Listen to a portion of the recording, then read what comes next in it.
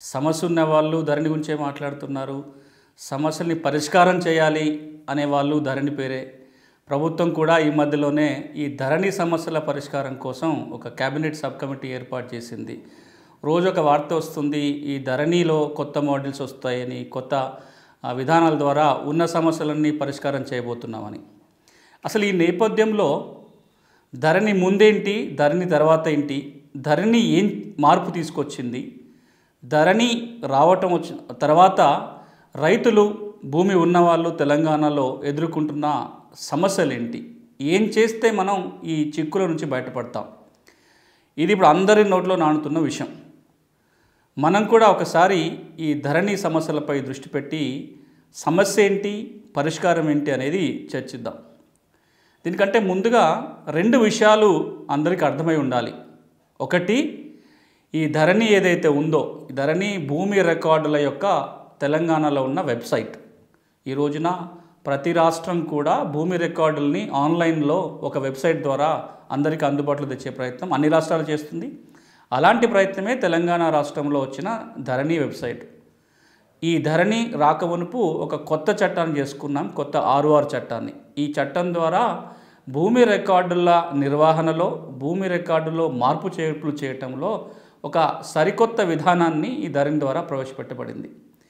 ఇప్పుడు ఈ ధరణి సమస్య అర్థం కావాలి అంటే కొంత లోతుకు వెళ్ళాలి, కొంత నేపథ్యాన్ని అర్థం చేసుకునే ప్రయత్నం చేయాలి. రెండు, ఈ ధరణి, ఈ ఆన్లైన్ రికార్డు ద్వారా రాబోయే రోజుల్లో ఎలాంటి భూమి రికార్డుల వ్యవస్థ ఉండాలని కోరుకుంటున్నాం అనేది కూడా తెలుసుకోవాలి. ఎందుకంటే ఎక్కడికి ప్రయాణం చేస్తున్నామో తెలిస్తే ఆ ప్రయాణం సరిగ్గా ఉందా లేదా, ఇంకే మార్గంలో వెళ్ళాలో తెలుస్తుంది. మొట్టమొదటి అంశానికి వచ్చినట్లయితే భూమి రికార్డులన్నీ కూడా కాగితాల మీద ఉండకూడదు, రికార్డులన్నీ కంప్యూటర్లో ఉండాలి, కంప్యూటర్లోనే మార్పు చేర్పులు చేయాలి. అంతిమంగా భూమి రికార్డులన్నీ కూడా ఈ రోజున ఉన్న 6R రికార్డుల స్థానంలో భూమి హక్కుకి పూర్తి భరోసా ఇచ్చే టైటిల్ గ్యారంటీ వ్యవస్థ రావాలి అనేది ఈ భారతదేశంలో అంతిమ లక్ష్యం. 30-40 ఏళ్ళుగా ఆ ప్రయత్నం జరుగుతూనే వస్తుంది. ఇప్పుడు కొంత వేగవంతమైంది ఆ ప్రక్రియ. ఆ ప్రక్రియలో భాగంగానే ఈ రెండు మార్పులు. మాన్యువల్ రికార్డు ఉండకూడదు, ఆన్లైన్లోనే రికార్డు ఉండాలి, రికార్డులో ఏ మార్పులైనా ఆన్లైన్ ద్వారానే జరగాలి అనే ఆదేశం కేంద్ర ప్రభుత్వం ఇచ్చింది అన్ని రాష్ట్రాలకి. ఇంతకు మునుపు ప్రతి ఊరికి ఒక 30-40 భూమి రికార్డులు, రెవెన్యూ లెక్కలు ఉండేటివి. ఇప్పుడు అవన్నీ మాయమైపోయినాయి. కాగితాల మీద లెక్కలు రాయకూడదు, అన్నీ కంప్యూటర్లోనే జరగాలి. రెండోది, ఇవి ఎక్కడి దాకా వెళ్ళాలి అంటే రాబోయే రోజులలో ప్రభుత్వం ఏదైతే భూమి యజమాని అని చెప్పి ఒక కాగితమో ఒక పుస్తకమో భూ యజమానికి ఇస్తుందో, ఆ కాగితమో ఆ పుస్తకం ఎవరి దగ్గర ఉంటే ఇక ఆ భూమి వారిదే అనే భరోసా, గ్యారంటీ ప్రభుత్వం ఇవ్వాలి. ఆ వైపుగా మనం వెళ్తూ వస్తున్నాం. అందులో భాగంగానే వచ్చిన ఒక మార్పు ధరణి వెబ్సైట్. ఇక రెండో అంశం, ధరణి రాకముందు పరిస్థితి ఏంటి కనుక చూసినట్లయితే, ధరణి వెబ్సైట్ రాకముందు ఒకటి, అన్నీ కాగితాల మీద జరిగే ప్రక్రియ ఉండేది. రెండోది, రెవెన్యూ సిబ్బంది గ్రామ స్థాయి నుంచి జిల్లా స్థాయి వరకు వారిచ్చిన ఆదేశాల మేరకు మాత్రమే రెవెన్యూ రికార్డులో మార్పు చేర్పులు జరిగేటి. ఇక రెవెన్యూ కోర్టులు అంటూ ఉండేటివి. ఇవన్నిటిని తీసేస్తూ ఈ రోజున మనం ధరణి వెబ్సైట్ తీసుకురావటం జరిగింది, కొత్త 6R చట్టం తీసుకురావటం జరిగింది. ఎందుకు వచ్చింది అనడానికి ప్రభుత్వం కొన్ని లక్ష్యాలు పేర్కొంది. ఒకటి, భూముల యొక్క అమ్మకాలు కొనుగోలు జరిగినప్పుడు రిజిస్ట్రేషన్ కానీ మ్యూటేషన్ ప్రక్రియ వేగవంతంగా జరగాలి, ఒకే చోట జరగాలి. ఇంతకు మునుపు అలా ఉండేది కాదు. వ్యవసాయ భూములు కొనుగోలు చేస్తే సబ్ రిజిస్ట్రార్ దగ్గర రిజిస్ట్రేషన్ చేయించుకోవాలి, ఆ తర్వాత తహసీల్దారు మ్యూటేషన్ చేస్తాడు.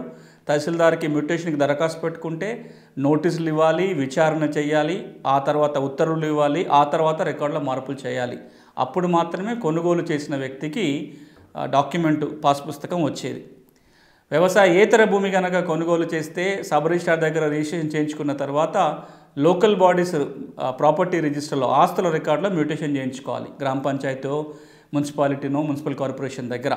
ఈ ప్రక్రియ అంతా 6 నెలల నుంచి 2-3 సంవత్సరాలు కూడా పడుతున్న సందర్భాలు ఉండేటివి. దీన్ని మొత్తం కుదించి ఈ రోజున ధరణి వెబ్సైట్ ద్వారా భూముల అమ్మకాలు కొనుగోలు జరుగుతున్నప్పుడు వ్యవసాయ భూములైతే సబ్ రిజిస్ట్రార్, వ్యవసాయ భూములైతే తహసీల్దారు, వ్యవసాయేతర భూములైతే సబ్ రిజిస్ట్రార్ దగ్గర ఒకే రోజు రిజిస్ట్రేషను మ్యూటేషన్ జరిగే విధానాన్ని ప్రవేశపెట్టడం జరిగింది.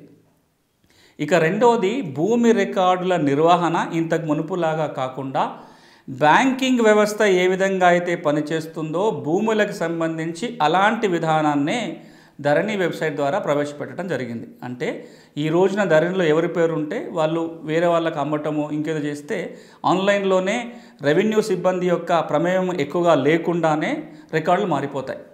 నా అకౌంట్లో ఒక ₹1,00,000 డబ్బులు ఉంటే నేను ఒకరికి చెక్ అన్నా ఇవ్వచ్చు, లేదా ఒక డీడీ డిమాండ్ డ్రాఫ్ట్ ఇవ్వచ్చు, లేదా నేను బ్యాంకుకి వెళ్ళి విత్డ్రా చేసుకోవచ్చు, లేదా ఏటీఎంకి వెళ్ళి తీసుకోవచ్చు, లేదా నెట్ బ్యాంకింగ్ ద్వారా మార్చుకోవచ్చు.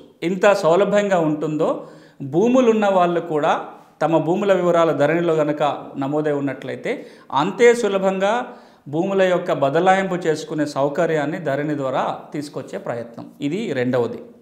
ఇక మూడవ అంశం ఏంటంటే భూ పరిపాలనలో కూడా ఒకప్పుడు భూమి పన్ను ఉండేది. భూమి పన్ను వసూలు చేయడానికి రెవెన్యూ శాఖ ఉన్నప్పుడు ఒక పరిపాలనా విధానం ఉండేది. ఈ రోజున రెవెన్యూ భూమి పన్ను భూమి శిస్తు లేనే లేదు. కాబట్టి భూ పరిపాలనలో సమగ్రంగా మార్పులు రావాలనే ఉద్దేశంతో గ్రామ స్థాయిలో ఉన్న రెవెన్యూ సిబ్బందిని తొలగించడం కావచ్చు, రెవెన్యూ కోర్టులు రద్దు చేయడం కావచ్చు, ఇలాంటి మార్పు చేర్పులన్నీ కూడా ప్రభుత్వం తీసుకొచ్చింది. ఇవన్నీ తేవటం వల్ల ప్రభుత్వం ఏం చెప్తుంది అంటే భూమి రికార్డులన్నీ ఇప్పుడు స్పష్టంగా ఉన్నాయి, రికార్డులన్నీ సక్రమంగా నిర్వహించడం జరుగుతుంది, భూ సమస్యలు తగ్గిపోయినాయి, రైతులకు ఇబ్బంది లేకుండా చేయగలిగినాం అనేది ప్రభుత్వం యొక్క చెప్తున్న మాట.